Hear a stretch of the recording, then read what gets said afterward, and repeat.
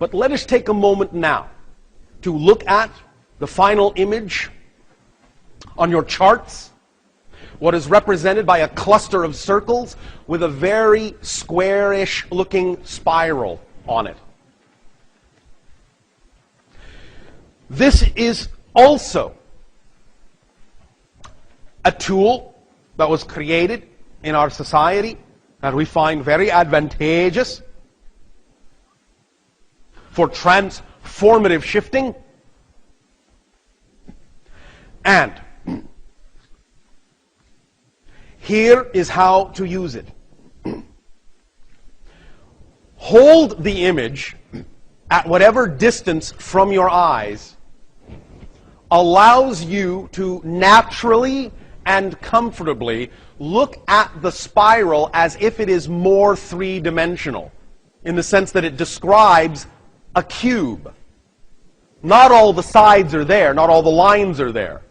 But if you look at it in the right way, you will see that it starts to look very much like a three-dimensional cube, in a sense, sitting on top of the cluster of spheres. When it is at the appropriate comfortable distance that you begin to see it that way and can see certain lines sort of looking, you can imagine that these lines are now coming toward you, or some of them are going away from you, and it takes on that dimensional quality when you see it describing or defining a cubic volume of space. That's the appropriate way to see it. That's the appropriate distance to look at it from, so that you will know at that moment it's going to be the most effective when you start doing the exercise that goes along with it. Because what it's doing right then is it's calling upon the aspects of your neurology, the aspects of your brain chemistry that interpret the idea of dimensionality, of going from one dimension to another, of a shift, of an upliftment, of an acceleration, of an ascension.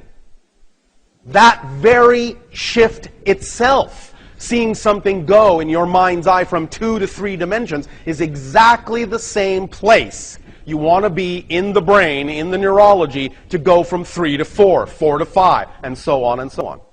It's the same spot.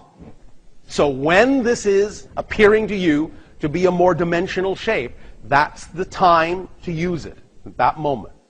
And here is how you use it. It goes along with what we already said with regard to desire and definition and dedication and detachment. Those 4 components. Because what you're going to do is you're going to use this spiral 4 times each day. Once a day in terms of an actual meditation, but 4 times in the meditation. Once a day. Now, here's how you will use it. The first time is this.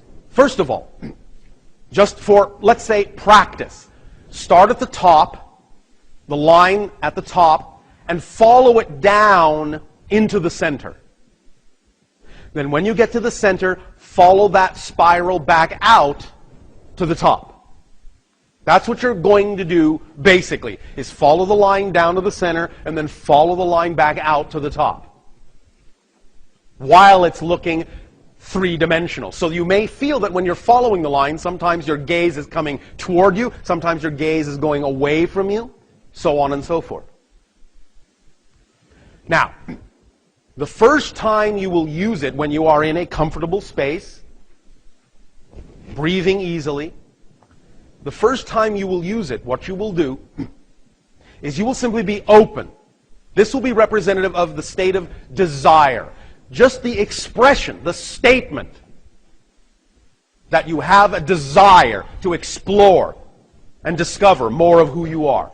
Just in that state of being, that willingness, that openness. In that state, you will then trace the line down with your eyes all the way to the center. When you get to the center, you will simply remain there for a moment. Now, you will either feel something, get information, get a picture, get an idea, or not. But if you do not immediately get anything recognizably different, there will still come a time, there will still come a moment when you feel you've been in the center long enough. At that moment, when you feel it's time to go, follow the line with your gaze, back out, follow the spiral, back up and out to the top. That will be the first time. Whatever it is you got in the center, if anything, add that to your second trip down the spiral. Now feeling, now focusing on the concept of your definition. Looking for your definition. Looking for insight into your beliefs, into your blueprint, into your definition. Follow the line down again with that intention in mind to the center.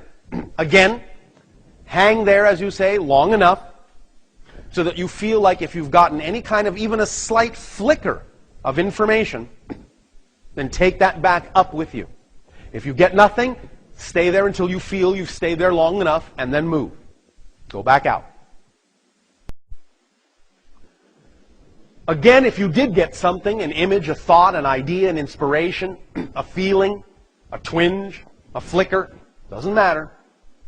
Take that, add it to the concept of dedication, and dedicate yourself to going back down the spiral to be given more information, to clarify the vision,